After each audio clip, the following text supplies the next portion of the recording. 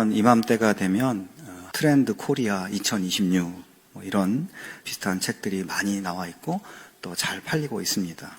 사실 저도 그런 책들을 매년 열심히 사보고 또 어떻게 대비할까를 생각하면서 그렇게 살았었는데 2020년 이후로는 그런 책을 사지 않고 있습니다. 저는 2019년 이맘쯤에 야심차게 2020 트렌드 코리아를 사가지고 당시 책을 읽으면서 2020년 좋지 않은 경제 상황이 계속될 것인데 그런 상황에서 살아남고 성장하려면 고객을 세분화하여 그들의 숨겨진 욕망을 발견하고 그에 맞게 대응해야만 된다. 그러면서 그 책에서 말하는 2020년에 대한 예상을 교회에서는 어떻게 적용할 수 있을까 고민하면서 새해를 그 당시 준비했었습니다. 그러나 여러분 2020년 초에 바로 코로나가 터졌어요. 그 누구도 예상하지 못했던 전 세계적인 유행병이 번지자 그 책에서 이야기하는 2020년의 트렌드는 다 무용지물처럼 되어버렸습니다. 저는 그때 그 일을 겪으면서 우리 인간이 아무리 똑똑하고 또 상상력이 뛰어나고 그래도 그 누구도 미래를 정확하게 예측하는 것은 불가능하고 잘 준비하는 것은 정말 쉽지 않은 일이구나 이런 생각을 들었습니다. 하지만 여러분 우리 신앙인에게는 분명하고 확실한 미래가 있습니다.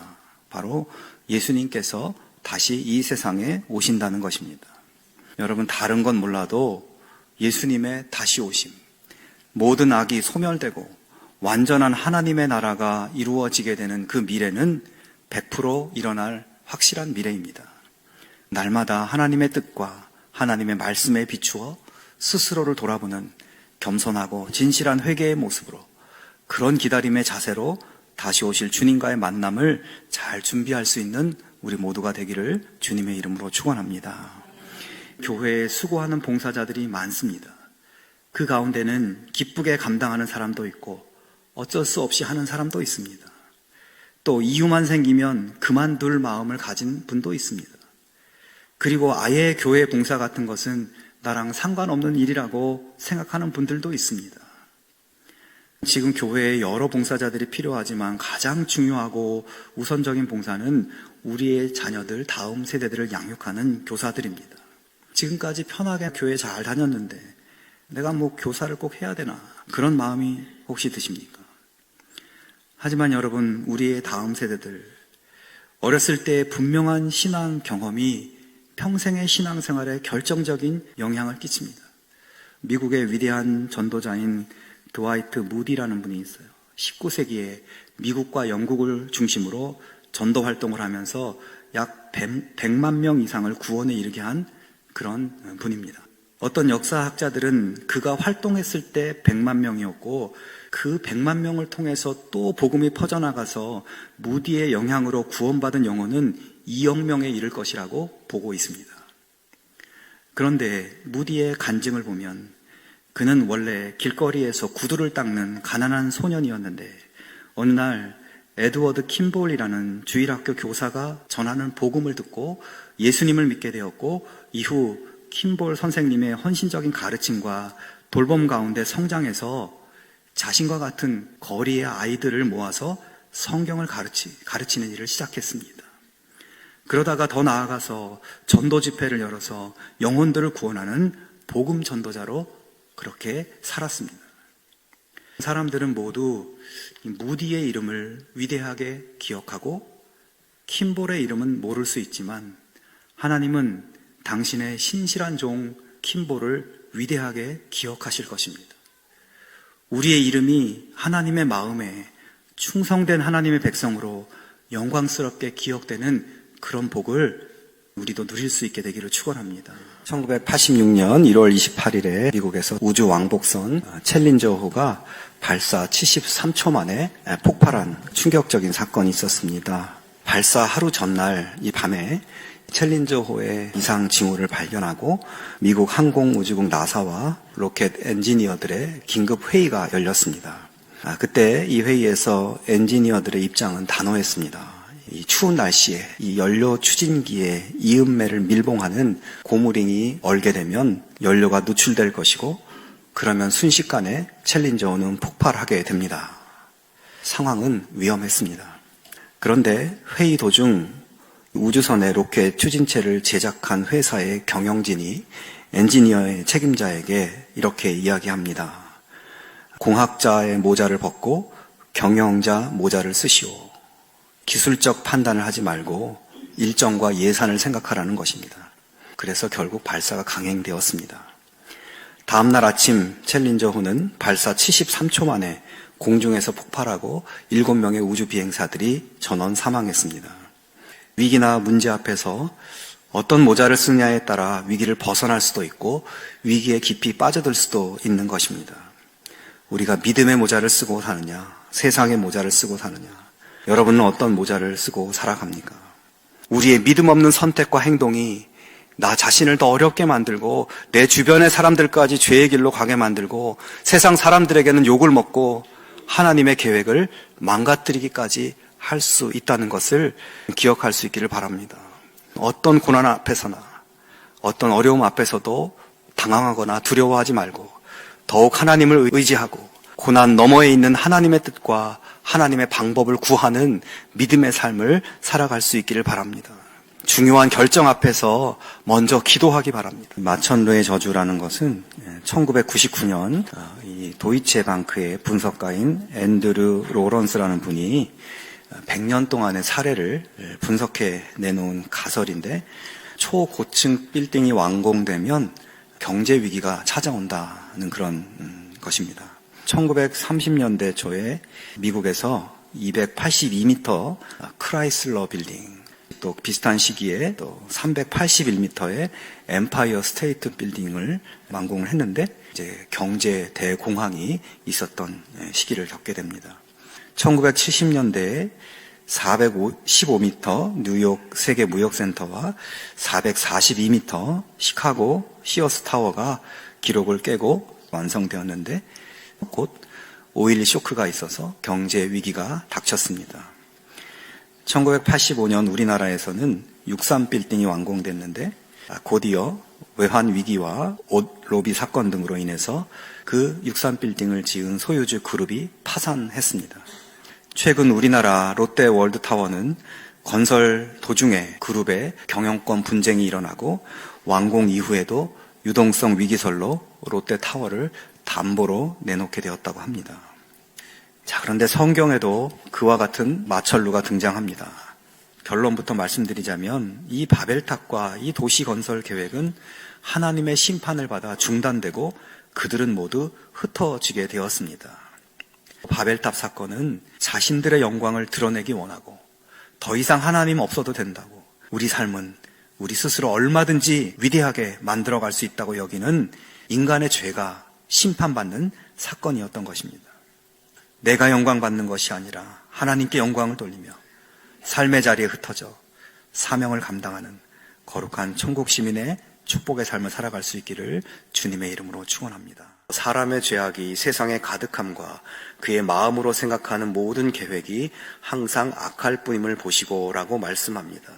하나님은 죄악된 행위 이전에 그 마음의 생각, 마음에 세운 계획을 보신다는 것입니다. 다른 사람을 죽이는 행동이 없어도 죽이고 싶을 정도로 밉다 하는 마음을 품고 있는 것을 하나님은 아신다는 것입니다. 그리고 그것을 죄라고 말씀합니다. 도둑질하고 음행을 하고 사기를 치고 하는 행동을 하지 않아도 그 마음에 훔치는 마음, 음행의 마음, 거짓의 마음이 있으면 이미 죄인이라는 것입니다.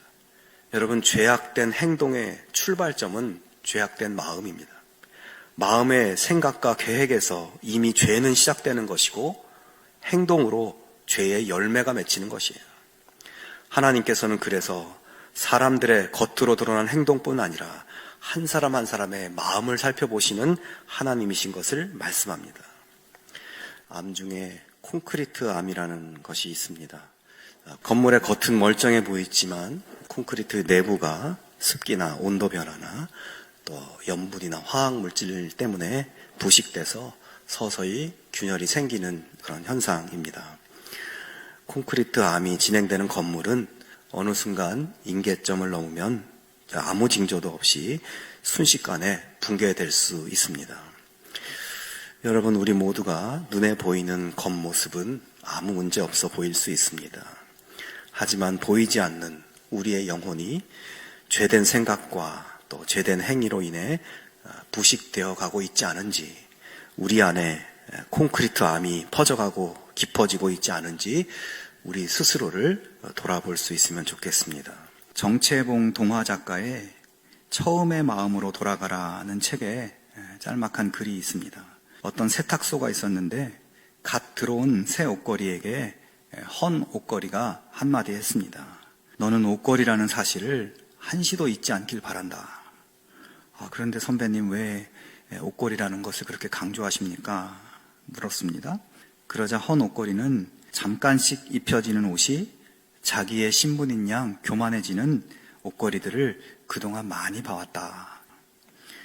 그렇습니다, 여러분. 우리가 살면서 좋은 옷이 입혀져 기분 좋은 것도 잠깐이고, 허름한 옷이 입혀져 실망하는 것도 잠깐입니다.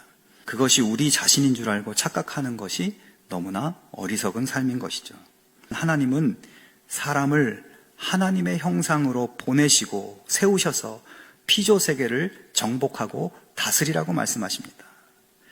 그 말은 두려움을 주는 자연은 하나님이 창조하신 것 중에 일부일 뿐이니 두려워하지 말고 자연을 신으로 숭배하지 말라는 것이죠.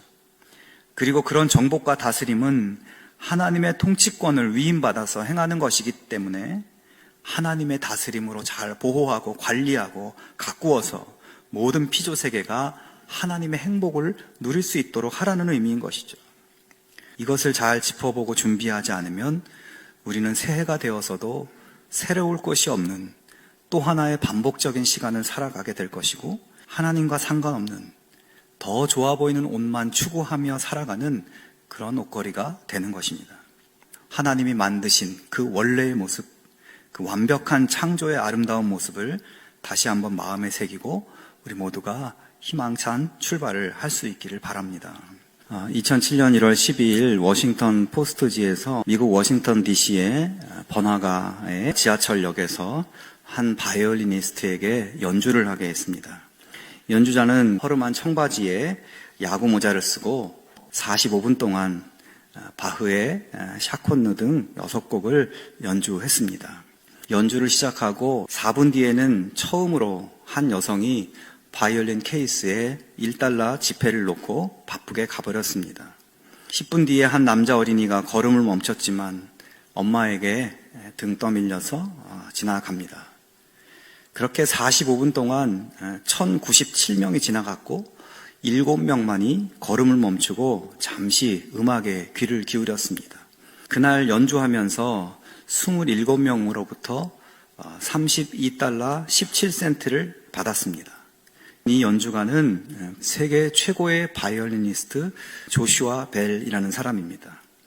그리고 이틀 전에 조슈아 벨이 이 지하철역에서 연주한 곡과 똑같은 곡을 보스턴 연주회장에서 연주했는데 그때 가장 싼 좌석이 $100였고 전석 완전 매진되었습니다.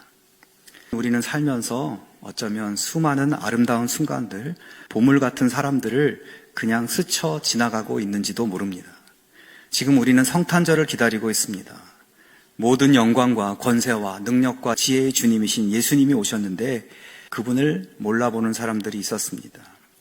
아마 예수님께서 화려한 왕궁이 아니라 여관 한켠에 마구간에 너무나 비천한 곳에 오셨기 때문일 겁니다. 참으로 안타까운 사람들이죠. 나를 위해서 오신 예수님을 참으로 기뻐하고 감사하고 경배하는 우리 모두의 기쁨의 삶이 되기를 주님의 이름으로 축원합니다.